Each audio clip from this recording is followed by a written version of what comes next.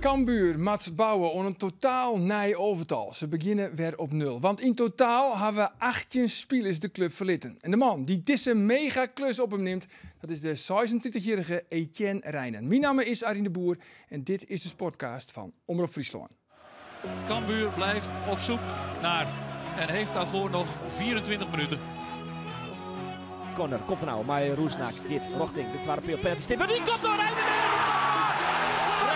Rijnen zit heel vrij daar op de penalty. En daar is de gelijkmaker via Etienne Rijnen. En zo poetst binnen no time Cambuur een 2-0 achterstand weg. En is het de verdediger die van AZ kwam die zorgt voor de gelijkmaker. Ja, en de heren die zitten er alweer klaar voor. Geert van Thun, Andor Faber en dus speciale gast, technisch directeur van Cambuur, Etienne Rijnen. Welkom, mooi dat je er bent. Dankjewel, leuk om hier te zijn. Ja, we wilden je al heel graag hebben. En al heel lang ook. Ja. Maar fijn dat het nou eindelijk gelukt is. Je hebben laten weten, hè? Nee. Normaal zou ik dan, sta ik daar zeker open voor. Maar ik denk dat jullie wel snappen, gezien mijn situatie, dat mijn werkzaamheden bij PEC toen de tijd. Je moest dus nog even kampioen worden. Ik moest eerst nog even kampioen worden, of promoveren. Ja, dat was het kampioen is niet gelukt. En kampioen is niet gelukt, daar gingen we nog wel voor. Helaas, klein smetje, toch wel. Ja, maar promotie is behaald en dat was het allerbelangrijkste. Dus mooi. Ja, en nu sta je open voor een nieuwe klus. En begin je aan een megaklus. Het is de mensen trouwens ook opgevallen, we doen deze podcast in het Nederlands. Normaal gesproken in het Fries, maar dat is wat lastig communiceren voor iemand uit Zwolle. Ja. Want je bent een echte blauwvinger, hè? Ik ben een echte blauwvinger, dus ik vang wel het meeste op als jullie in het Fries praten, denk ik. Maar soms ontglipt me nog wel iets. Nou ja. Dus mijn excuses dat ik... Geeft helemaal niks. En we kunnen het ook altijd nog wat in het Leeuwarders doen. Hè? Dat ken ik altijd natuurlijk. Val dood zijn, leeft daar ook nog. Zoiets, dat bedoel ik. Ja. Hey Jen, als ik aan jou denk, dan moet ik altijd denken aan het ene doelpunt. We hoorden hem net voorbij komen. Hè? De datum, weet jij de datum nog? Oh jee, nee. 19 oktober 2014. Ja. 2-0 achter, 2-1 ook Betje, 2-2 Etienne Rijnen.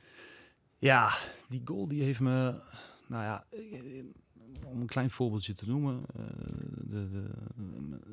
In Zwolle op school, daar zitten de jongens op een sportschool. Daar zit ook een docent die komt uit Leeuwarden. Iedereen die ik uit Leeuwarden tegenkom, ergens in heel Nederland, die begint gelijk over deze goal. Ja. Sinds ik hier weg ben. En dat is onwijs leuk. Want je voelt nog steeds de dankbaarheid van dankjewel. En hoe geweldig was dat jaar.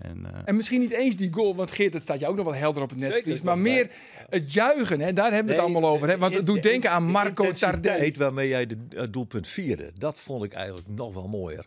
Want jij ren je naar dat uitvak. Hè? Dat is links naast die goal waar je scoorde. Ja. En die hele tent stond op een kop en daar stond jij voor. Ik vond het zo prachtig. Maar als ik zeg Marco Tardelli, zegt jou die naam überhaupt wat? Ja, ik kopieerde hem een beetje. Ja, dat was totaal niet... ik heb eigenlijk ook geen idee. Ik moet ook zeggen, zoveel goals heb ik ook niet gemaakt. Maar dat gevoel als je scoort, dat blijft iets onbeschrijfelijks. En die hele week daarnaartoe, de training daarvoor al natuurlijk... Ja. Dan voel je wat zo'n wedstrijd met de mensen doet hier in Leeuwarden. En dus daar kwam een bepaalde ontlading uit.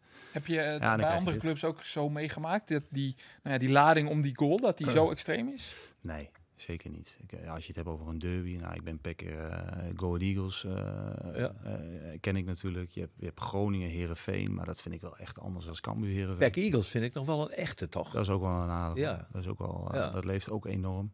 Alleen in die wedstrijd heb ik nooit mogen scoren. Dus, en in deze wel. Dus ik ben geen fan om dingen van mezelf terug te zien. Helemaal niet. Maar dit kijk ik altijd wel met een glimlach. Ja, toch? Ja, maar dit had ook alles. Ja. Hè? Dus je staat 2-0 achter in het hal van de Leeuw. Het wordt door jouw doelpunt 2-2. Ja, dan komen er extra krachten vrij. Het is een heel gek gevoel. Ik kan het ook nog oproepen, dat gevoel. Maar daar heb je sowieso niet zoveel moeite mee om dat gevoel op te roepen. Nee, ik ben vrij goed in historische gevoelsoproeperijen. Daar ben ik wel vrij snel. Ja, want je bent nu 1,5 week zeg maar officieel in dienst, hè, na je presentatie bij Cambuur. Hoe vaak ben jij al bij de club aangesproken over dit ene doelpunt? Nou, ik zou je iets grappigs vertellen. Toevallig voordat ik hier naartoe reed, hangt in de directiekamer hangt er een grote foto waarop ik juichend sta. Ja. Met die foto. Dus ik kwam binnen. Dus ik zei tegen Art, ik zei, joh, niemand een van ander. Maar die foto moet wel echt weg. Want dan lijkt het net zo als we ooit een keer iemand uitnodigen. En dat ik daar zit met een groot portret achter me van... Kijk hem eens eventjes arrogant zijn. Ja, dus die de narcist uithangen. Die is vandaag weggehaald. Oh ja, echt? Ja, net. Toevallig een uur geleden. Dat is toch wat. Ja. Mooi man. Nou, we beginnen altijd deze uitzending met wat stellingen. En dan mag je ze alleen met ja of met nee beantwoorden. Ja, dat vind je altijd leuk. Ik zie het aan je. En dan kunnen we daarna er altijd weer op terugkomen. Maar om er een beetje in te komen... Ik kom erop terug. Dat weet je je komt wel. erop terug. Maar we beginnen met Andor. Okay. Andor, Cambuur heeft een technisch directeur zonder enige ervaring. Maak jij je al een beetje zorgen? Nee? Oké. Etienne. Ga je de voorgeschiedenis wel even uitleggen straks? Etienne, ik heb een groter netwerk dan iedereen denkt. Ja. Ja. Geert, Cambuur gaat komend seizoen meedoen om de prijzen. Cambuur gaat sowieso naar competitie halen, ja. Oké. Etienne, even een lastige hè. Rob Alfla had geen toegevoegde waarde voor Cambuur. Nee. Andor, het allerbelangrijkste wat Etienne Rijnen moet managen is welke rol krijgt Henk de Jong als hij per 1 september weer helemaal fit is. Ja. En Etienne, ik was eigenlijk best wel verrast dat Cambuur bij mij uitkwam voor de functie van technisch directeur. Ja. Ja, want hoe kwamen die eerste contacten tot stand eigenlijk? Via de zaakwaarnemer of belde Art jou gewoon rechtstreeks? Nee. Nou, in die zin kwam het wel verrassend, omdat ik was eigenlijk helemaal niet mee bezig. Ik was eigenlijk bezig met mijn eigen clubje en mijn eigen job. En dan zit je in het midden in het seizoen en die dagen vliegen voorbij. En nogmaals, we waren bezig met promotie, we waren een sterke reeks bezig. Nou, ik was bezig met mijn trainingspapieren, dus ik was dat wel echt aan het uitstippelen. Aan de andere kant, in die zin verrassend, ik heb sinds ik hier weg ben altijd wel contact gehouden bij Cambuur. En is er al een paar keer om terug te komen als speler. Is me gevraagd, dat is toen niet doorgegaan. Maar ik heb door de jaren heen wel vaak contact gehad met bijvoorbeeld een Gerald of een Art of een Henk toen de tijd. Dus in die zin is het ook weer niet verrassend dat ik hier werkzaam ben bij Cambuur. Maar je was bezig met je trainingspapieren. Ja. Dus je wil hoofdtrainer worden. Nou, daar moest ik nog wel een aantal stappen voor maken. Maar ik vond het fantastisch om met... ik heb in de jeugd gewerkt, ik heb in de scouting bij PEC gewerkt. Nu assistent, het zou logisch zijn om daarna uiteindelijk hoofdtrainer te worden, toch? Dat is wel niet zo gek? Dat had zomaar gekund, totdat inderdaad Gerald en Art contact met me opnamen. Heeft het lange traject om daadwerkelijk al die papieren te halen om uiteindelijk trainer te worden, heeft dat ook meegespeeld in je besluit? Want ja, die cursussen die duren ook nogal een tijdje. Dus dan ben je zomaar weer een aantal jaar verder voordat je uiteindelijk echt dat papiertje hebt. Nee, want ik heb daar totaal geen haast in. Want nou ja, die papiertjes die moet je nou maar eenmaal behalen om hoofdtrainer te kunnen worden. Maar wat ik met name, wat ik heel fijn vind, om met een fijne groep mensen samen te werken. Dat heb ik vorig jaar mogen doen. Geweldige staf, mooi seizoen ook. En dat is me hier ook gegund bij Cambuur. En dat is ook eigenlijk wel de reden dat ik hier naartoe ben gegaan. Ja, maar waarom kwamen ze bij jou? Ik bedoel, ik kan me voorstellen dat jij die vraag ook aan Gerald en Art hebt gesteld. Ja, dat heb ik ook gesteld. Omdat ik me best wel voor kan stellen van... joh, dat is nogal wat. Een jongen die functie nog nooit bekleed heeft. Om hem zo'n aanbieding te doen. Waarvan ik denk dat zij mij hebben gevraagd. Hè, nogmaals, dan moet je misschien bij hun... Ja, maar jij hebt het hun gevraagd en je kan het nu gewoon zeggen wat zij toen gezegd hebben. Nou, zij weten natuurlijk dat ik een enorme zwak heb voor de club, voor Cambuur. Dat heb ik ook altijd overal uitgesproken. Ik heb hier een fantastische periode gehad, zowel ik als mijn vrouw. Dus ik heb ook altijd heel erg opengelaten van... joh, ooit wil ik nog eens wat voor Cambuur doen. Nou, nu is het in de rol van technisch directeur. Ik ben enorm betrokken geweest in de ontwikkeling van spelers. Waarvan ik denk van hoe dat zou moeten. Of een manier. Het is zeker niet heilig. Maar ik denk wel dat ik daar een goede kijk op heb. Ik ben een normale jongen. Je zult mij niet in slechte tijden hele gekke dingen zien doen. Je zult mij ook niet heel snel de Polonaise zien lopen in goede tijden. Ik denk dat karakter ook heel goed bij de club past. Dat al met elkaar opgeteld. Ik denk dat ze vandaar naar mij geïnformeerd hebben. Ja, want het zorgde jouw aanstelling natuurlijk wel wat voor gefronste wenkbrauwen. Althans, hier ook aan tafel. Want jouw naam is meerdere keren hier over tafel gegaan. Ja. Zullen we er eerst even naar kijken? Ja, is goed. collega Faber zeer gewaardeerd over. Fijne man ook. Eigenlijk, al je complimenten, maar nou komt het. Maar in alles wat voor de maar zit, telt niet. Hij had wel zo dat hij net zitten zocht in Rijnen, omdat hij te jong is, te weinig ervaring had. Ja. Ik vind dat we dat aspect niet onbenoemd laten moeten, want dan kun je hem verdedigen. Ja. Ik heb zo'n, ik zie het helemaal zitten in Etienne. Het is natuurlijk. Het is De minste weerstand. Ja. Misschien maar we toch Geert elimineren. En, Ik heb er zat zin hoor, jongens. Ik heb er zat zin Ik hoor. toep hem nog even. Ik vind het een ongelofelijke keuze. Dat je een man op die positie zette die daar 0 ervaring mee had. Het je net dat hij faalde, dat hij het net kind. Dat ongetwijfeld zo best kinderen. Maar ik snap net, bij voetbaltrainers, John Heitinga, Ruud van Nistelrooy, neem die hele rij van voetbaltrainers maar op. Hetzelfde geldt voor technisch managers. Zet er nou in Del die al bewezen had dat hij iets kan. Het is een ondervindingsvak. Het is typisch voetbalwereld omdat het wel. Snap je deze kritiek? Zeker. Ja? Ja. Want Cambuur neemt op zich wel een risico. Want ja, ik zei net ook in mijn inleiding, er gaan veel jongens weg. Er moet een heel nieuw elftal opgebouwd worden.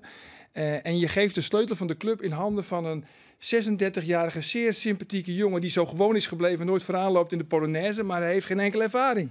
Nee, maar zij geven mij ook niet de sleutel in handen van, joh, hier heb je de sleutel en kijk maar wat je ermee doet. Zeker niet. Dus ik denk dat zij ook heel goed zeker beamen van, joh, wat dat betreft ben ik jong ervaren, of onervaren. Maar ja, ik ga voor het eerst deze functie bekleden. Maar Cambuur is wel een club, überhaupt intern. En Gerald en Art, die zitten de hele dag tegenover mij.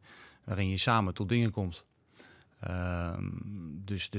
Dus alles gaat daarin in overleg. En dat is niet alleen met mij nu. Dat gebeurt denk ik overal. Dat zal met Foucault ook zo zijn gegaan. En uiteindelijk neem je samen een beslissing waarvan je hoopt dat het ergens toe leidt. Alleen het neemt niet weg. Ik heb nu wel de functie dat ik wel eindverantwoordelijk ben voor wat er op voetbaltechnisch vlak gebeurt. Ja, want technisch directeur is misschien wel de meest belangrijke functie bij een club. Ja, als je kijkt wat er ook nog meer om de hoek komt kijken. Natuurlijk de samenstelling van de eerste selectie. Dat is wat het meeste opvalt. Ook naar buiten toe. Maar ja, we hebben het er bij je presentatie ook over gehad. Een jeugdopleiding. Je hebt een scoutingsapparaat wat bij Cambuur eigenlijk, nou ja, op sterven na dood. Kunnen we dat zo zeggen, Geert? Ja, het was. is alweer een beetje leven in. Waar je al behoorlijk mee aan de slag bent gegaan, heb je ook verteld. Maar het is niet alleen het eerste elftal. Het is natuurlijk een hele grote, brede portefeuille. Waarbij het eerste elftal het meest belangrijk is. En in die zin, ja, daarom heeft Roelof, en heb ik dat ook wel een gok genoemd, door iemand te benoemen die ervaring niet heeft. Natuurlijk, je hebt genoeg ervaring in de voetbalwereld, maar ja, zo'n aansturende taak, het is niet niks. Nee, toch maak je je geen zorgen, zei je net. Nou, omdat de eerste signalen die we horen, die zijn positief. Onder andere vanuit de scouting, over de scouting, dat daar al het nodige is gebeurd. Terwijl Etienne toch in de afgelopen maanden ook gewoon nog bij PEC Zwolle onder contract stond. Eigenlijk had je 2 banen, want je was op de achtergrond al bij Cambuur bezig. Wij spreken natuurlijk gedurende het seizoen heel vaak met de trainer, Georges Ulte, die ook al vaak benadrukt van ja, we zijn op de achtergrond echt al bezig. Gesprekken voeren, frisse energie, nieuwe energie. Dus die signalen maakt wel, nou ja, dat je er positief in staat. En ja, waarom lach je? Nou, Hij gaat draaien nu, hè? Voel je hem? ja. Hij gaat helemaal Ik heb draaien. je net zo kritisch in doen en nu wil ik naast ja. je. Ik zit jou. Nee, nou ja, ik ben hier weggehoond aan deze tafel toen ik zei, ik zie het helemaal zitten. Ja. En dat heeft ook met leeftijd te maken natuurlijk, een beetje levenservaring. Die Senioriteit met de uitstralen. Gaat je senioriteit goed af? moet ik dat toch een beetje uithalen. Ja, gaat je goed af. Goed, maar ik was het echt fundamenteel oneens met hun. Maar je gaat langzaam mooi richting... En je Nou ja, draait daar wel een beetje nou, bij. ik De scherpe randjes zijn eraf in ieder geval. Ja, omdat toen Etienne aangesteld werd, in januari is dat bekend geworden, hebben we het er ook wel over gehad. Ja, toen wisten wij in die zin nog niet hoe jij deze functie zou gaan bekleden. Maar nu ook ben je wel een aantal maanden los. Heb jij Etienne meegemaakt toen hij als speler bij Cambuur? Niet vanuit de functie als journalist. Nee, dat bedoel ik. Nee, Nou, ik nee wel. dat klopt. Maar dat is een speler. Dan ben je nou ja, heel anders dan Ja, een maar technisch directeur. hij was niet zomaar een speler. Hè? Hij was de leader of the gang, zal ik maar zeggen. Ja. Dus, en dat straalde hij ook uit met een bepaalde rust en weloverwogenheid die je bijna onvoetbalachtig vindt. Het is een opportunistische wereld waarin natuurlijk van alles aan de hand is, maar waar je gewoon even rustig moet. Hij kon dat. Ja. En toen Genoeg hij- complimenten. en Ik toen ben hij nieuwsgierig, wegging- Geert. Hoe groot is zijn netwerk? Daar ben ik vooral nieuwsgierig Ja, naar. Hoe nou groot ja, is jouw maar- netwerk? Nou, wat vind jij een groot netwerk? Nou, dat je gewoon iedereen kan opbellen. En Cambuur heeft behoefte nu aan een linksbuiten. En dat je gelijk weet van, dan moeten we die of die. En als die alle 5 niet kunnen, dan heb ik nummer 6 ook nog wel klaarstaan. Nou, dan heb ik een heel goed netwerk. Kijk, dat willen we graag horen. Kun je schetsen hoeveel telefoons telefoontjes heb je gedaan sinds, nou laten we zeggen, bekend is geworden dat jij de nieuwe TD van Cambuur bent? Bizar. Echt bizar. Dan moet ik echt gaan...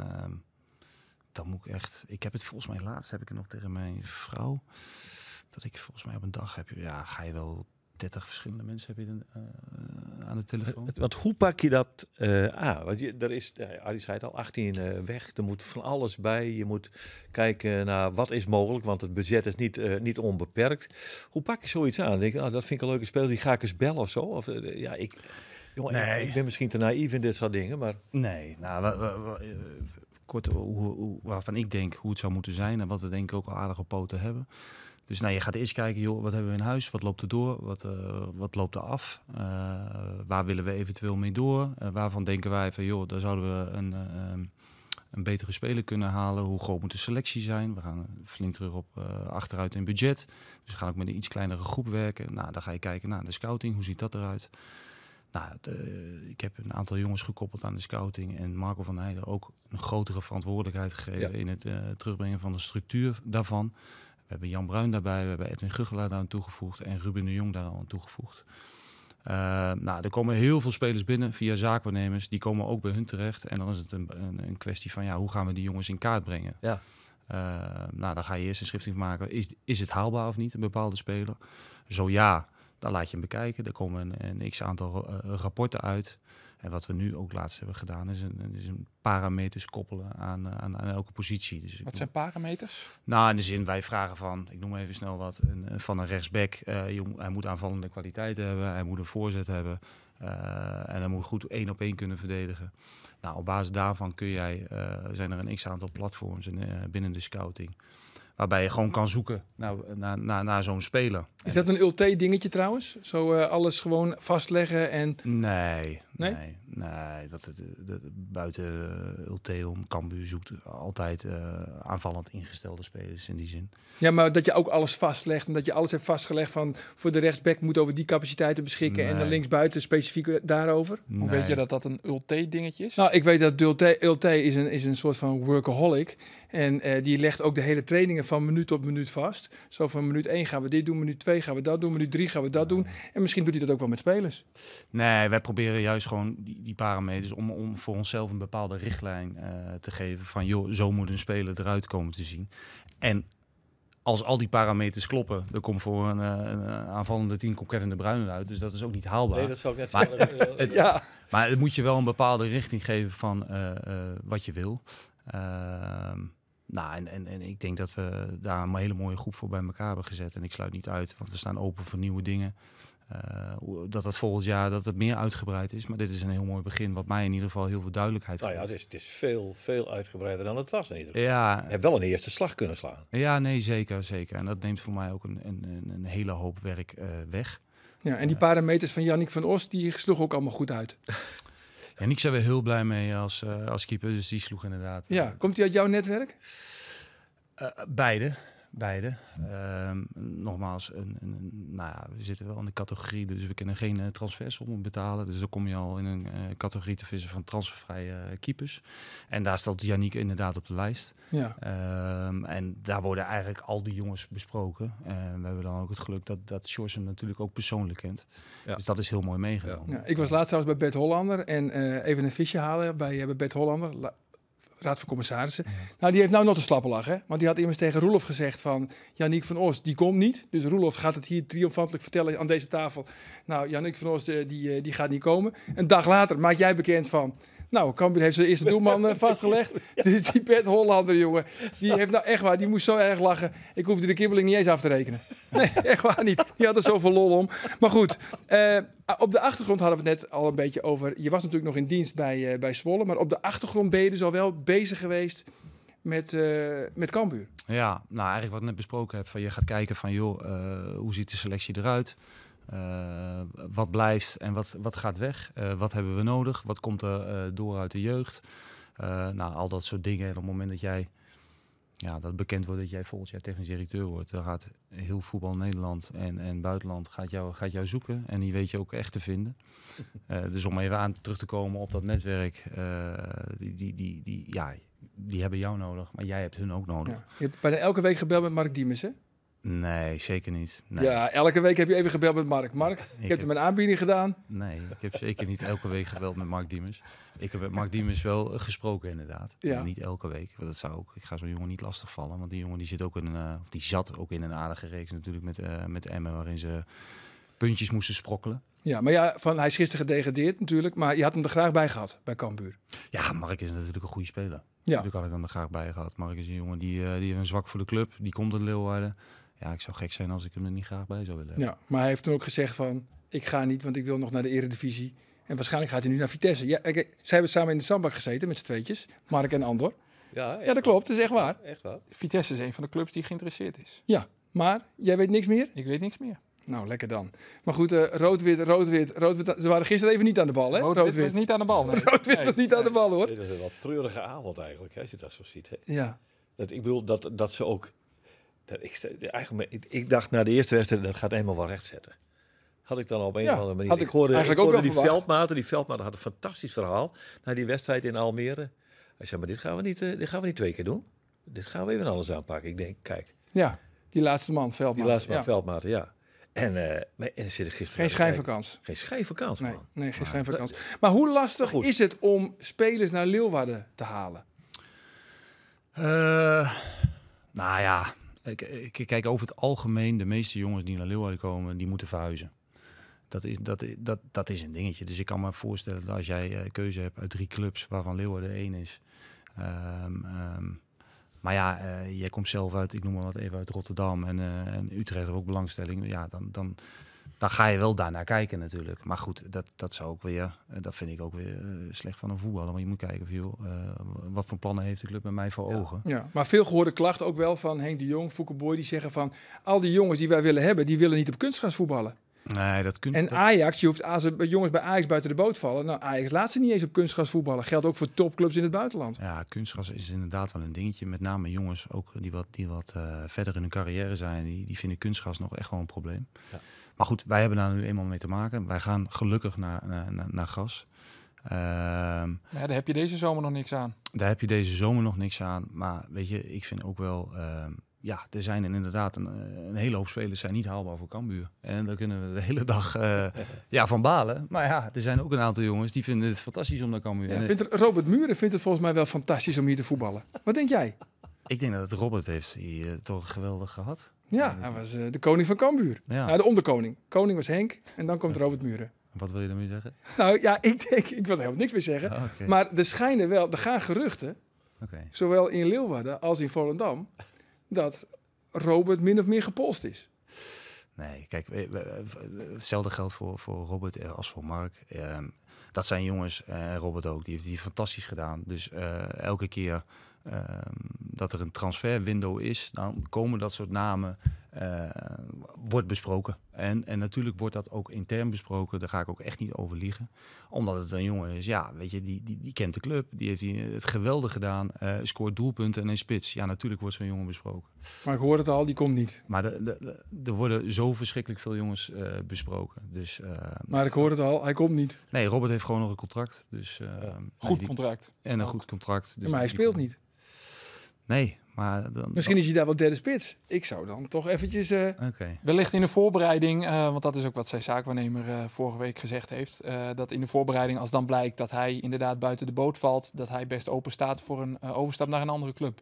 Maar ja, dat is pas over een 1,5 maand. Dus Ja, maar dit is informatie die jij ook al wist, denk ik. Of niet? hoop ik Ik wel. ben van veel dingen in de voetballerij op de hoogte. Op de hoogte. Ja, dat is... Of dat geschikt is allemaal voor deze podcast. Nee, dat weet ik niet, hoor. Ik hoor een hoop dingen, ja. Ja. Maar ik hoor ook antwoorden waarvan ik denk, verdomd, hij is technisch directeur bij Cambuur geworden, maar een functie in de Tweede Kamer had hem ook niet meer staan. Oeh, nee, dat zou ik echt niet aan Maar moeten die denken. diplomatieke uitdrukken zijn werkelijk van om door een ringetje te halen. Ja. Weet je, hè? Ah, Echt. Is dit nou kritiek, Geert? Nou, ja, Nee. iets, Als ik iets van jou niet zou verwachten. Nou, laten we er dan een andere naam in gooien. Verder de Jong van AZ. Oh ja, Jong AZ. Maar- Dat geweldig elftal. Maar ga ik hier nou een uur lang in de podcast zitten dat we constant namen gooien en dat ik... Nee, niet constant. Uiteindelijk willen supporters natuurlijk namen horen. Ja, dat snap ik. Maar zolang er niks concreets is en dat er niet zwart op wit een handtekening is gezet door welke speler dan ook, dan zijn het alleen maar geruchten. Ja, wanneer wil je dan de selectie echt op orde hebben? Nou, dat is best lastig, omdat die markt die verandert nogal veel. Dus de markt kan over 2 weken er totaal anders uitzien dan nu. Dus je probeert wel zoveel mogelijk die selectie al in kaart te krijgen of in te vullen voor de eerste training. Maar je moet altijd wel openstaan voor, als jij gaandeweg, je hebt nou eenmaal gedurende die voorbereiding, komen misschien sommige spelers erachter van, wat verdorie, misschien ga ik wel niet spelen. En dan willen ze misschien weg of willen ze verhuurd worden. Dan komen in één keer jongens op de markt, wat ook voor ons interessant kan zijn. Ja. Dus je moet... Wat iedereen wil horen van, joh, de selectie moet helemaal ingevuld zijn op de eerste training. Nou, je moet altijd wel ruimte laten om en een budget overhouden voor, joh, als er nog iets interessants voorbij komt in die weken daarna. Het punt is wel en dat heeft Cambuur natuurlijk vorig jaar ook wel wat meegemaakt, dat, dan blijft dat uit. En ik begrijp best waarom dat is. Maar dan is het 31 augustus en dan loopt het op naar 12 uur. En dan is er nog eigenlijk niet een vleugelaanvaller gevonden. En dan komt, ik vergeet al iets zijn naam. Mambimbi, hè? Bambi volgens de fans. Komt Bambi volgens de fans. En dan denk ik, dat lijkt dan toch een beetje op een paniekgreep, weet je wel. Dat je denkt, dan haal je zo'n jongen. Dan moet die jongetje is hartstikke jong. Hij moet van alles nog leren. Had wel goede parameters. Ja, denk ik wel. Verdiept. Maar nee, maar ik snap. Maar dan denk ik, en dan moet zo'n jongen die moet meubels redden, weet je wel? Dat idee hing er. Dat kan je niet vragen. Dus toen dacht ik van, is het lijstje dan wel oké? Is het lijstje wel goed? Had het lijstje niet wat meer namen moeten bevatten? Ja, maar dat weet ik niet, maar dat leg ik aan jou voor. Nee, ten eerste, ik ben daar niet bij geweest, dus ik heb ook geen idee hoe dat gelopen is. Maar het is wel grappig dat je het zegt. Dit gebeurt niet alleen bij Cambuur. Dit gebeurt echt bij heel veel clubs. Ja. En dat inderdaad... misschien een speler mag in één keer weg van de club. En die zaakwaarnemer gaat snel nog op zoek naar een andere club voor hem. Zeker op die laatste dag. Ja, en dan zijn er clubs van, weet je, als we die nog extra kunnen toevoegen aan de selectie. Dat zou top zijn. En misschien is het op die manier gegaan. Ik heb geen idee. Nee, dat weet ik ook niet. Maar er komen wel kansen voorbij dat je... Ja, daar moet je wel open voor staan. En of dat uiteindelijk een toegevoegde waarde is, dat is altijd achteraf makkelijk praten. Maar misschien was Mambimbi een topsucces geweest. En dan hadden we hier waarschijnlijk gezegd van, moet je Cambuur zien, die durven te wachten op het laatste moment. Dan had Foukeboy met koninklijke onderscheiding en al weer kunnen vertrekken. Dat snap ik allemaal wel. RKC die is bijvoorbeeld... RKC die heeft bijvoorbeeld ook heel lang gewacht tot ze de selectie helemaal ingevuld hadden. Ja. Die hebben dat gedurfd. En nu krijgen ze de credits van, ze zijn gewoon rustig gebleven. Ze hebben heel lang gewacht. Ja. Ze hebben ook een beetje geluk gehad met Mats Seuntjes natuurlijk. Ja. Hetzelfde geld had hier gevoetbald. De winter. Ja. Die was hier, hij zat hier bijna op een bank, hoor. Ja. Die Seuntjes. Maar jongens, Etienne die slaakt een kreet van... hij blij dat ze niet terugkomen op die ene naam, op Verder de Jong. Verder de Jong. We doen niet allemaal namen, maar Verder de Jong is... Verder de Jong. Ja, maar dat heeft geen zin. Wij hebben dat soort jongens allemaal inderdaad in kaart. Dus of dat nou Verder de Jong is, of zo kan ik er nog wel heel veel op gaan noemen. Dus dat heeft geen zin om die te gaan behandelen. Verder, die staat onder contract bij AZ. Ja. Goeie speler. Ja. Goeie speler. Ja. Interessante speler, zeg je dan. Interessante speler. Ja, interessante speler. Ja. Het past ook een beetje in het verleden, hè, met Jamie Jacobs, maar meesgoedemakers die uit dat sterker nog, volgens mij kom jij zelf ook, heb je 3,5 jaar gevoetbald bij AZ. Je hebt ook bij AZ gespeeld. Ja. Hoe hebben ze jou in godsnaam overgehaald om naar Leeuwarden toe te gaan? Nou, dat kwam echt door Henk. En Henk is natuurlijk, die kan ook verkoper kunnen zijn. Die maakte mij zo. Is hij geweest? Sterker nog, hij gaat het straks weer doen. Ja. En ik had met Arne gespeeld natuurlijk, met Arne Slot. Was een teamgenootje van me. En wij lagen elkaar heel goed, zowel binnen als buiten het veld. En ik weet hoe Arne wil spelen en wat voor ideeën die heeft. Nou, dat komt nu allemaal naar voren natuurlijk. Dat het gewoon een uitstekende trainer is. Maar die twee samen, die haalden mij echt over om naar Leeuwarden te gaan. En wat zeiden ze dan? Nou, kijk, wat zij heel goed kunnen, nog steeds. Dus zij wisten heel goed waar mijn kracht lag en waar mijn kracht niet lag. Dus zij wisten dat heel goed te vertellen van, op die manier gaan wij voetballen. Dus wij willen dat je indribbelt, we willen dat je initiatief neemt. En ik was een verdediger. Ik kon eigenlijk helemaal niet verdedigen. Nou, nee, helemaal niet wil ik niet zeggen, maar ik was heel matig in het verdedigen. Dus ik ging elke een beetje flegmatiek. Ik was flegmatiek, maar ik was ook weer mijn 22e of zo. Toen ging ik pas centrale verdediger spelen. En ik wou elke wedstrijd lekker voetballen. Dus die gasten op het middenveld zoeken. Dat was gewoon mijn instinct. En weet je... En je voetbalde met Gert-Jan Verbeek, onder Gert-Jan Verbeek. Dus dat is toch een ander type trainer. Nee, dat is ook grappig dat je dat zegt. Maar Gert-Jan die was altijd van... ik kreeg gigantisch op mijn kloten op het moment dat ik niet vanuit mijn kracht ging voetballen. Dus hij pakte mij niet op dat ik een 1-tegen-1 duel verloor of wat dan ook. Nee, hij werd juist pissig op het moment dat... Hoe vaak ben je ingedribbeld? Dus als ik niet vanuit mijn kracht ging voetballen, dan werd hij boos. Ja. Dat is wel grappig. Dat is heel fijn voor een speler. Want ja, op het moment dat ik iedereen op zijn zwaktes ga pakken, dan blijven er heel weinig spelers over. Ja. Maar heb je toen dat ene jaar, want het is uiteindelijk maar 1 jaar geweest in Leeuwarden. dik jaar. Heb je toen misschien wel je beste jaar gevoetbald uit je hele carrière hier? Ja, ik heb wel, dat viel toen wel echt op zijn plek. En dat was niet alleen met mij, maar het was überhaupt wel... Toen hadden we wel een aardige selectie. Wel een aardig elftalletje, hoor. Dat was echt een aardige selectie. Met Sander van der Streek, je had ook Betje Barto. Je had El Macrini, die had weer een bepaalde rol. Dat elftal, die had weer wat anderen niet hadden. Maar die bracht ook weer wat extra's in schoffelen. In schoffelen. En je had een goede trainer. En we hadden een uitstekende staf. En we kwamen wel een beetje vanuit die underdog rol. Van nou, maar even kijken wat Cambuur gaat doen dit jaar. En toen begonnen we gelijk al heel goed, geloof ik. En toen is dat elftal gaan groeien. En geweldig jaar. Maar ik noem zijn naam al een paar keer, Henk de Jong. En dat doe ik natuurlijk bewust. Ik vond het een mooi bruggetje. Een mooi bruggetje. In dat jaar hadden jullie een goede trainer. Een goede trainer, ja. En ik zou bijna zeggen, Etienne, het is zonde dat hij straks op de commerciële afdeling gaat werken, Henk de Jong. Hoezo zonde? Nou ja, je hebt 2 hoofdtrainers in dienst straks. En Henk is fit weer per 1 september. Ja. Nou, weet je wat? Stel je voor, pak een beetje. Jullie staan straks eerste competitiewedstrijd. Ik noem eens wat. Telstar, Dordrecht mag het ook zijn. En je staat na een half uur met 2-0 achter. Wat denk jij? Daar ga ik zeker niet van. Daar ga jij niet vanuit. Ik ook niet. Maar wat denk jij dat het publiek gaat roepen? Ja, dat weet ik niet. Nou, dat weet ik wel. Nee, maar nu gaan we richting op dat ik denk, ja... Nee, maar die gaan roepen om de naam van Henk de Jong. Ja, nou... Want Henk de Jong is hier koning. Ja, zeker. En terecht, want de man heeft het echt geweldig gedaan. Ja, en hij wil weer gaan trainen. Hij wil weer het veld op. Ja, maar Henk moet eerst weer helemaal topfit worden. Heb ik hem van de week even met hem gezeten. Dat was wel leuk. Want we hadden elkaar al een poos niet echt inhoudelijk over dingen gesproken. Het was meer van, joh, hoe is het nu met je? En dan wil je hem ook niet te veel vragen stellen. Omdat ik er toch ook wel van schrok. Toen ik hoorde hoe die er aan toe was. Maar hoe kwam hij op jou over? Hoe is hij... Nou, ik was gewoon enorm... het is altijd leuk om Henk te zien. Want hij brengt altijd bravoure en vrolijkheid met zich mee. Dus dat was een heel globaal leuk gesprek. En waarin Henk... op weg is om weer helemaal fit te worden. En daar ben ik heel blij mee. En het slaat nu wel heel snel door van als dit, als zus, als zo. Nee, maar we kunnen er niet omheen. Als de bedrijfsarts straks zegt, per 1 september is Henk de Jong weer fit. Ja. En dan kan hij weer aan de slag. Ja. Dan zou het toch eigenlijk... Hij voelt zich doodongelukkig op die commerciële afdeling. Ja, maar in de tussentijd is er een andere trainer aangesteld. En dat is gewoon onze hoofdtrainer. Ja. Ja. Dus... Zie jij een bepaalde vorm van samenwerking tussen die twee zitten? Even ervan uitgaande, per 1 september is Henk de Jong fit. Daar werkt hij naartoe, hij denkt dat het lukt, de arts denkt ook dat het lukt. Dus een reële situatie. En hij zegt van ja, ik wil weer trainer worden, want ik heb hier een contract. Eigenlijk als trainer. Want dat is, die optie heeft hij gelicht. Zie jij het dan gebeuren dat Henk en Sjors samen op het veld... Zie je dat zitten? Kan dat? Ja, ik sluit niks uit, weet je. Maar nu ga ik zo ver op de zaken vooruitlopen, wat totaal niet bij mij...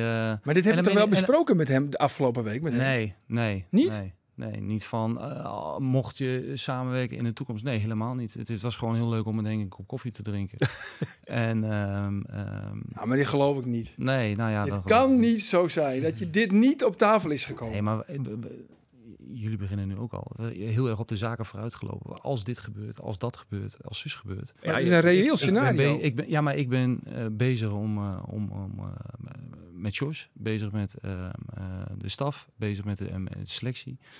En we zijn met z'n allen bezig en we proberen Henk daarin te helpen om Henk weer op 100% te krijgen. Want je praat met Henk en je zegt, we hebben voor het eerst eigenlijk een inhoudelijk gesprek met elkaar gehad. Dan gaat dat denk ik niet over de verkoop van een business seat of een advertentie in het programmablad. Dan gaat het over voetballers. Ja. En over voetbal. Toch? Dat lijkt mij een inhoudelijk gesprek tussen jou en Henk. Voornamelijk, ik vraag hem ook van, joh, hoe kijk jij tegen afgelopen seizoen aan? Dat soort gesprekken heb je natuurlijk wel met Henk. Ja. Gesprek met Henk heb ik gehad, sorry. Ja, Ja. ja. Maar ja, ik kan me dat toch voorstellen dat je dan toch ook even vooruit kijkt. Dat je zegt van ja, ik heb die speler op het oog, ik wil die, wat vind je van? Ja, over spelers inhoudelijk bedoel je? Nee, ja, bijvoorbeeld, ja. Maar natuurlijk hebben we het over spelers gehad. Nee, natuurlijk. Weet je, want hij heeft ook met een x-aantal spelers gewerkt en met stafleden gewerkt. Dus ik ben ook wel nieuwsgierig hoe hij dat dan zag. Daar hebben we het inderdaad over gesproken, dat klopt. Ja, maar goed, weet je, Henk wil niet aan de stoelpoten gaan zagen van George Ulte. Gaat hij niet doen, denk ik. Gaat hij ook niet doen. Nee. Gaat hij Maar ook niet doen. er is wel, niet. laten we eerlijk zijn, er is wel een onwerkbare situatie straks aan het ontstaan. En die moet jij gaan managen. Nee, er is helemaal geen onwerkbare situatie. George is onze hoofdtrainer. En daar gaan we het mee doen.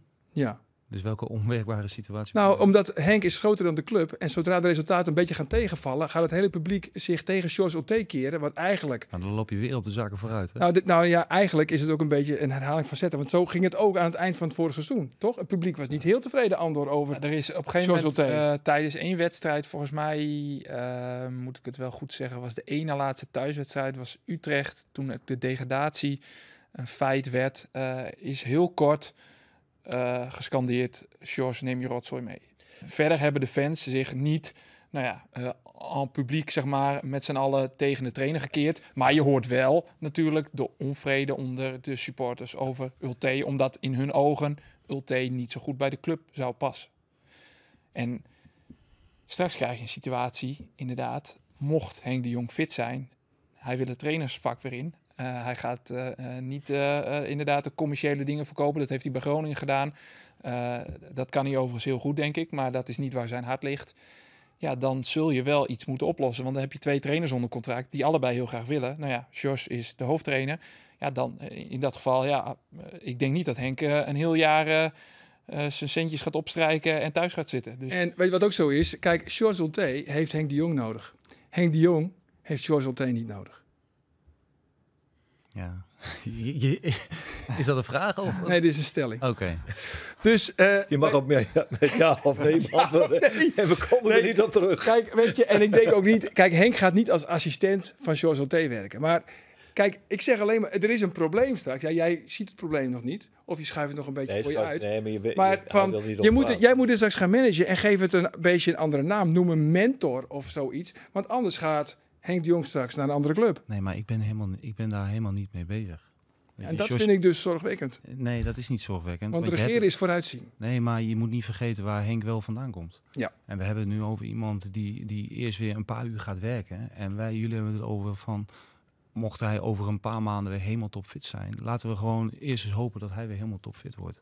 Dus ik schrik wel van hoe makkelijk jullie al zo ver vooruit kijken. Terwijl ik denk, we hebben een hoofdtrainer, dat is George. En ik hoop dat Henk weer helemaal zo snel mogelijk 100% fit wordt.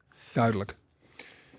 Ja. Duidelijk, denk ik dan. Dus eerst nog een jaar George Ulte en dan kan Henk het daarna overnemen. Ja. Jij noemde net de trainersstaf. Oh, ik dacht ben ik wel benieuwd naar. Nee, daar hebben we het over gehad. Er moet natuurlijk nog een nieuwe assistent-trainer bij. Hoe staat het daarmee? Dat ontwikkelt zich, maar daar komt, dat komt in deze dagen, zal er meer duidelijkheid over komen. Oh, jullie hebben een assistent al benaderd?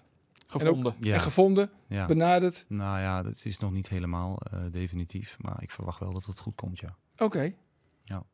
Je gaat geen namen noemen, zeker? Nee, ik ga geen namen noemen. Je gaat geen namen noemen? Je deed dat 2 weken geleden zo leuk door Van Os te droppen. En toen heeft het verteld vorige week. Ik zal je ook eerlijk vertellen. Dat was nog niet, toen dacht ik van ik zag het ergens op een voetbalsite staan en in de hectiek, weet je.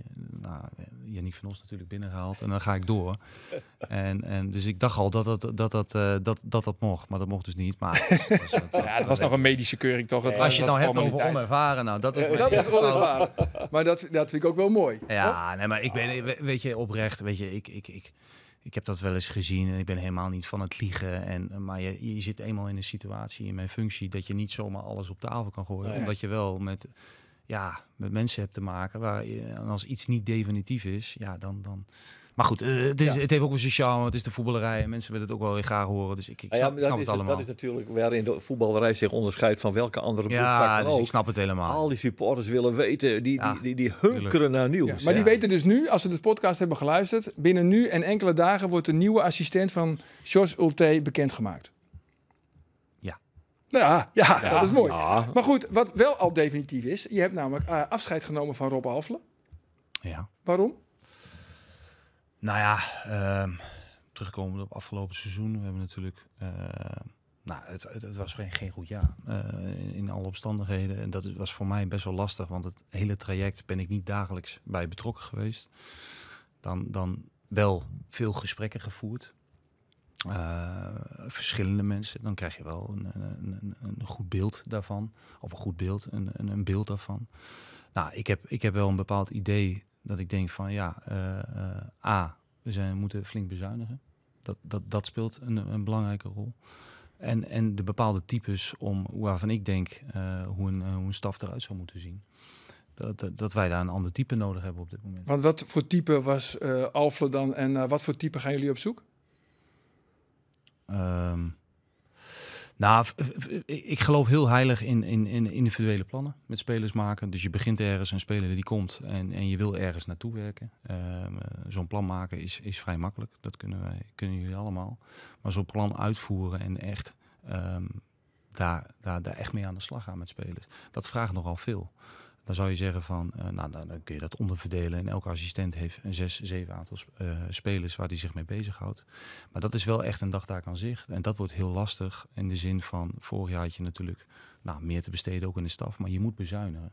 Dus we gaan het overal net even met minder manschappen doen. Zowel in de staf als in de selectie. Maar had je dan beter niet Bosgaard kunnen houden? Waarom? Nou, dan hoef je niet op zoek. Je gaat nu neemt afscheid van 2 assistenten. Ja. En dan kan Paul Bosveld, Paul Bosgaard is bekend met de club.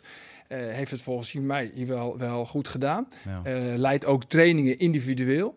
Kan dat althans. Wil graag ook de stap maken straks om ooit hoofdtrainer ergens te gaan worden.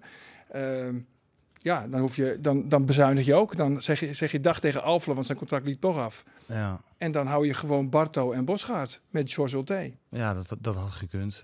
Wij gaan het op een andere manier doen. En wij denken dat we de manier hebben gevonden waarvan wij vinden, dit is de ideale staf om spelers binnen te maken. Ja. Beter te maken. Maar je had niet gehoopt dat Ulte loyaal zou zijn aan Rob Alfle?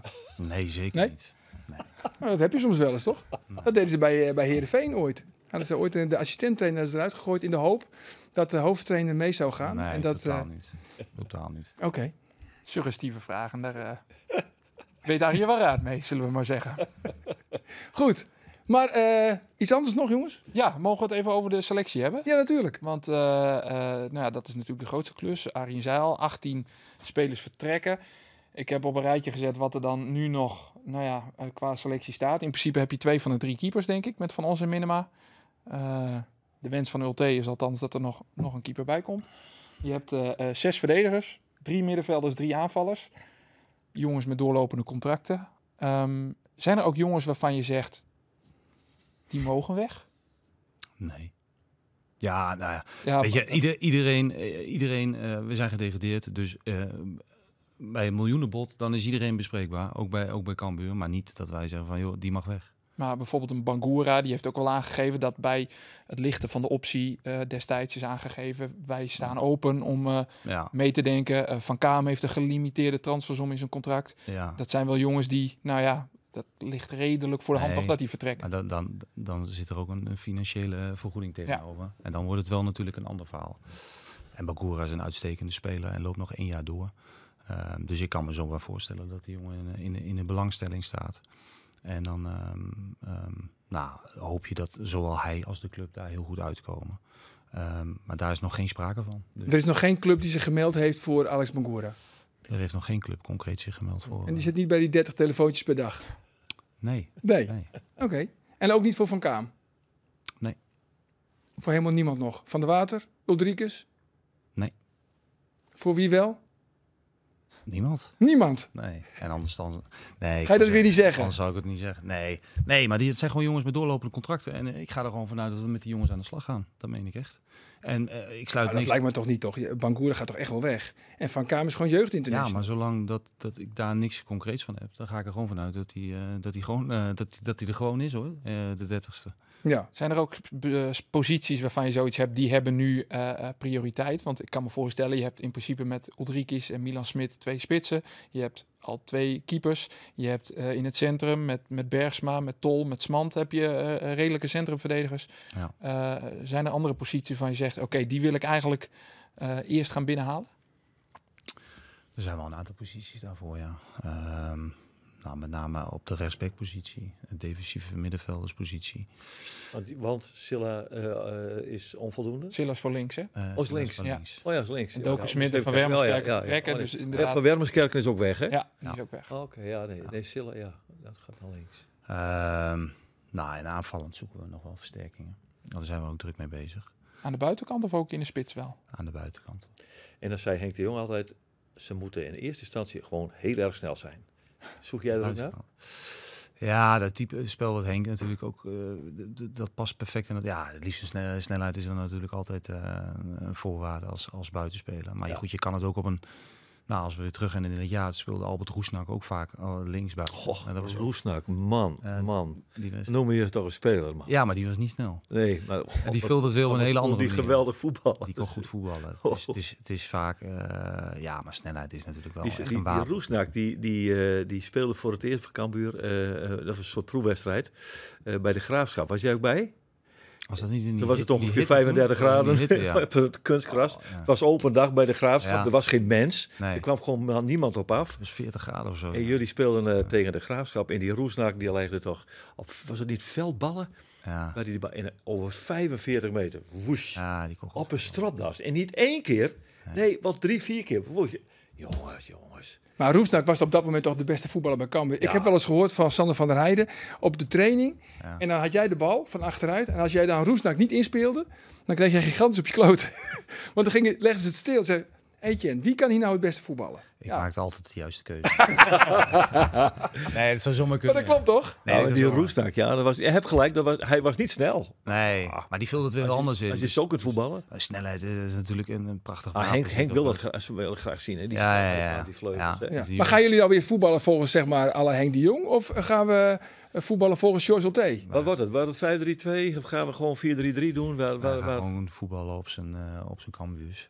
4-3. 4-3-3. Ja, en ik moet wel zeggen, die discussie over formaties, dat vind ik wel, dat is wel een beetje ouderwets hoor. Nee, oké, maar wel druk naar voren zetten en met Ja. centrale verdedigers. Want dat wil Henk de Jong, dat deed hij met jou, dat deed hij met Bijker, met Martijn van der Laan. Die jongens moesten altijd indribbelen. Altijd indribbelen. En nu zag toch echt de laatste wedstrijden onder George Olté, vooral, hij kwam dus in januari, lag het accent met name op de verdediging.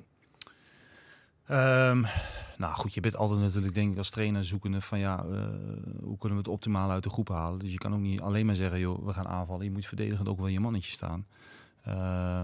Je bent gedegradeerd. Als je de tegengoals kijkt, ja, daar valt natuurlijk ook wat van te zeggen van, joh, misschien moeten we ook wel de nadruk leggen op positioneren voor de goal, bij voorzetten. Nou goed, er zijn 1001 dingen. Maar Cambuur staat voor mij wel, zoals ik Cambuur ken, van joh, aanvallend voetbal. We willen hoog druk zetten. En als je de bal niet hebt, dan willen we hem zo snel mogelijk terug. Ja, maar dat wil iedereen. Maar kijk, met Ulrikis en Milan Smit heb je twee grote spitsen. Ja. Die moeten wel wat krijgen. Of ben jij dan toch ook weer meer van de Arne Slot? Waar je zegt, dat moet veel meer door de as gespeeld worden. En Een wisselwerking van. En een trainer moet daar wel de vrijheid in krijgen. Dus er zijn echt wel een aantal principes waarvan ik denk, joh, dit wil het publiek in Cambuur zien. Ja. Dit wil ik graag zien. Ja. En als trainer kun je daar best wel accenten in leggen van of het nou door de as is of de andere wedstrijd via de zijkanten. Dan moet een trainer wel de vrijheid in krijgen, vind ik. Ja, Je stelt niet een trainer aan, anders dan kun je iedereen wel voor de groep. Dan zou ik het ook kunnen doen. Dat willen we niet. Dat willen we niet. We hebben nou George Olté. We hebben nou George. Zo is het. Vind je het nog een beetje gezellig? Ik vind jullie vrij kritisch. Maar... Vind je ons, ja. Nee, maar ik zag je een paar keer ook. Ik zag je een paar keer zuchten. Ik denk, vindt hij het nog wel leuk? Zeker niet. Nee, zeker niet, joh. Oh, okay. Nee, ik vind het hartstikke leuk. Ja, ik denk, toch even vragen. Nou ja, want we zijn wel serieus vandaag. We zijn serieus. Ja, misschien moet er even een luchtige noot in. Hebben we nog een of andere... iets liggen? Nou ja, we hebben altijd natuurlijk... Ja, we hebben wel wat liggen. De opiniepeiler. Hebben we de opiniepeiler want dan hebben we altijd een vraag. We willen graag weten van hoe populair is de podcast nou eigenlijk binnen onze provincie. Ja. En dan hebben we een opiniepeiler en die sturen we dan met een bepaalde vraag het land in. Nou, even kijken. Op dit briefje staan de 4 presentatoren van de Sportcast. Als je zo deze koppen bekijkt, wie van deze 4 heeft het wildste privéleven? Ik denk Ja, hè? Geert. Ik denk Andor. Nee, Geert. Kijk maar. Geert. Gewoon die smaal, hè? die Ja, smaal. die kop en dan dat ding in Die de Arjan, hand. die Arjan, dat is een psychopaat. Ik denk Andor. Ik dacht Geert dan wel een beetje. Geert. Ja. Denk die. Nou, dat denk ik ook. Dan ga ik voor Arjen. Arjen. Ja. Ja, als je hem op televisie ziet, denk je van, nou ja. Hij praat te veel. Ik denk, ja, dat zal ook wel hetzelfde wezen, maar dat is dan die, denk ik. Arjen. Ja, Ja, hè? ja, dat denk ik wel. Nou, dat is Arjen. Ja? Ja, dat denk ik. Vind ik een leuke vent. Andor. Andor. Ja. En waar zit hem dat in? Nou, ik denk dat hij er wel van houdt. Waarvan? Nou, je weet wel. Beetje gezellig, een beetje rotzooien. Oh ja. Ja, thuis. Thuis, Ja, waar misschien, niemand het ziet. Misschien over de schutting met de buurvrouw. Oh ja, zo'n type. Ja, ik heb ook zo'n buurman gehad. Ja? Overbuurman. Ja. En die rotzooi dan met u? Nee, Oh. andere kant hè. Schutting aan de andere kant Oh, hè. zo. Nee, niet bij ons. Oh, oké. We hebben geen schutting. Oh ja, nee, dat kan het ook niet. Nou, leuke rubriek jongens. Leuke rubriek. Ja, vind je wel leuk? Ik ben blij dat mijn foto er niet dus Nee, laatst was het zelfs zo dat de opiniepeiler die werd herkend op straat alleen door zijn stem. Kan je nagaan. Dan Als word je... opiniepeiler van de Sportcast. Zo is het, zo is het. Dan heb je Trouwens, het te misschien is het al een beetje... We hebben ook altijd een onderdeel, praat bij de koffieautomaat. Dat is wat geruchten, zeg maar, wat juice. En nou is er morgen een aandeelhoudersvergadering bij Cambuur. Jij bent natuurlijk nieuw. Nou, praat bij de koffieautomaat. Gooi hem er maar in, jongens. Praat bij de koffieautomaat. Praat bij de koffieautomaat. Goed zo, Andor. Wat wordt er allemaal besloten bij de aandeelhoudersvergadering? Want jij weet het. Ja, ik weet niet of het eigenlijk binnen de rubriek past. Want juice, zeg jij, maar dit is geen juice. Dit is gewoon een agenda. Dit is gewoon waar. Hier liggen gewoon dingen die besproken worden, waarover gestemd gaat worden. Er staan een aantal punten op de aandeelhoudersvergadering. Onder andere de begroting die gaat worden vastgesteld. Etienne zei net al, er wordt behoorlijk bezuinigd door de degradatie. Doe even de leuke Graafse punten. Even wat leuke De spelersbegroting gaat door de helft naar 2 miljoen. Gerard van der Belt treedt af als statutair directeur. Gaat wel door met zijn werkzaamheden, maar niet meer in de functie vanuit directeur. En wie wordt zijn opvolger?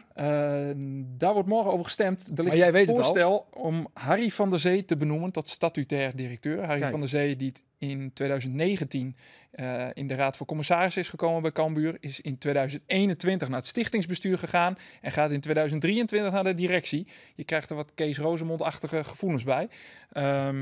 Dat wordt een statutair directeur. Daarnaast wordt gestemd over de aanpassen van de bezoldiging van Art de Graaf. Dus dat houdt in het salaris. Ik van ging Art. ervan uit dat hij dan een salarisverhoging zou krijgen. Maar of is dat nou met de degradatie ook een verlaging dan?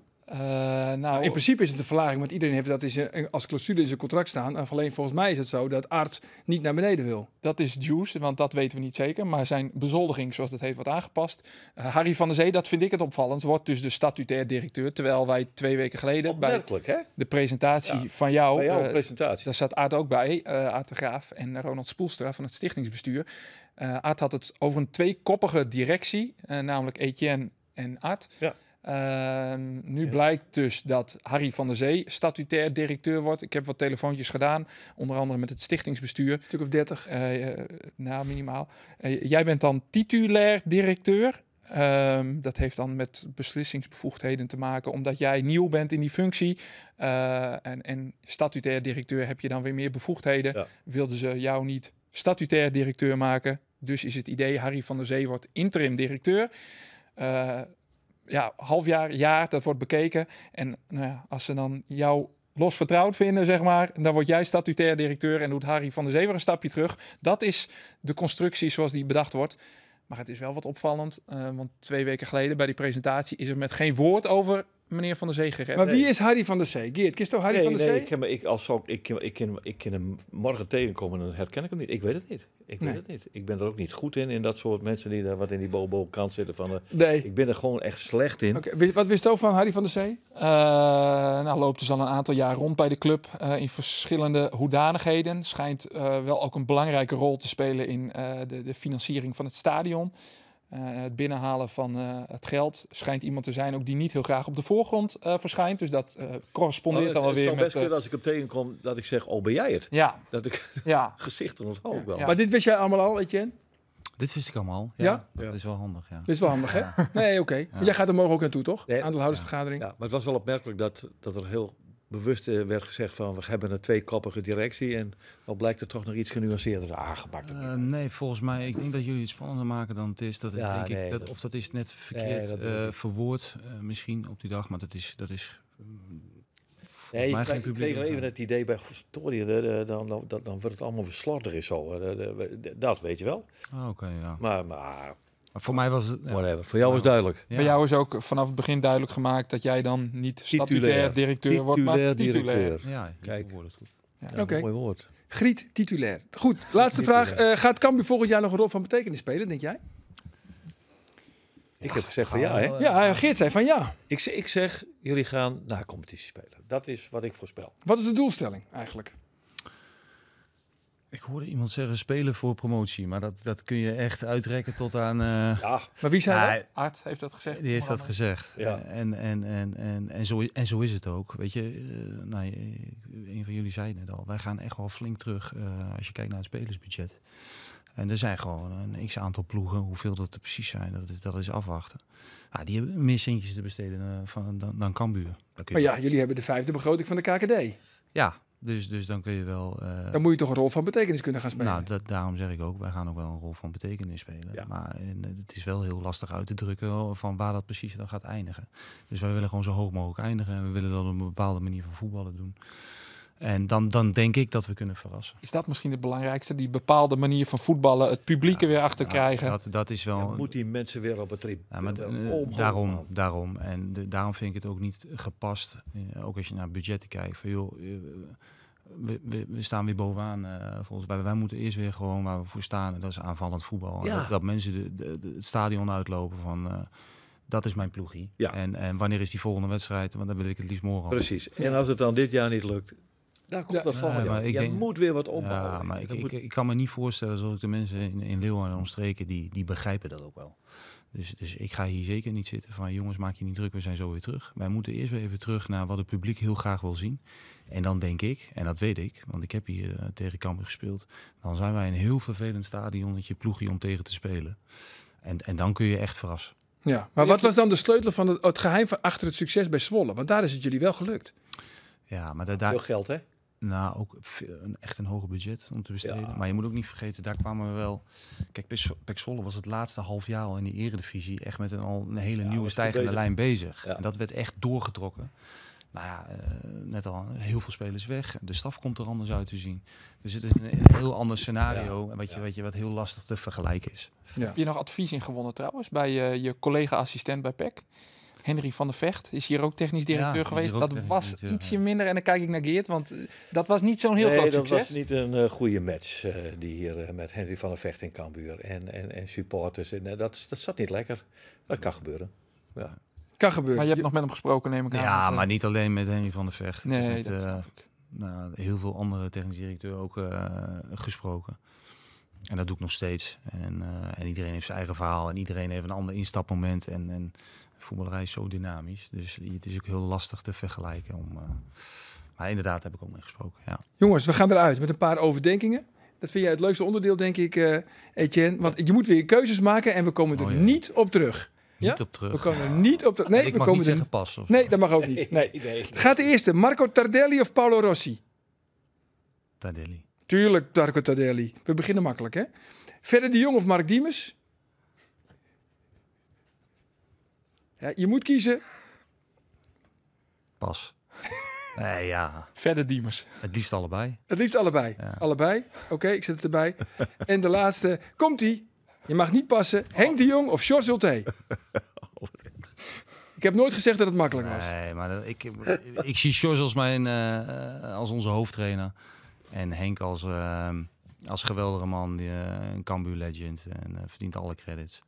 Maar George als hoofdtrainer en Henk als fantastische man binnen Cambuur. Ja, en wat voor functie?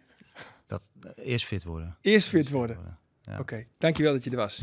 Super. Dank je. Na je weekend, dan ben we er weer. We verklappen het nog net, maar dan hebben we echt een klapper. Ja, een klapper. Een klapper. Maar we dat misschien nog al wel een beetje onkundigje, dan hebben we wat een zachte landing.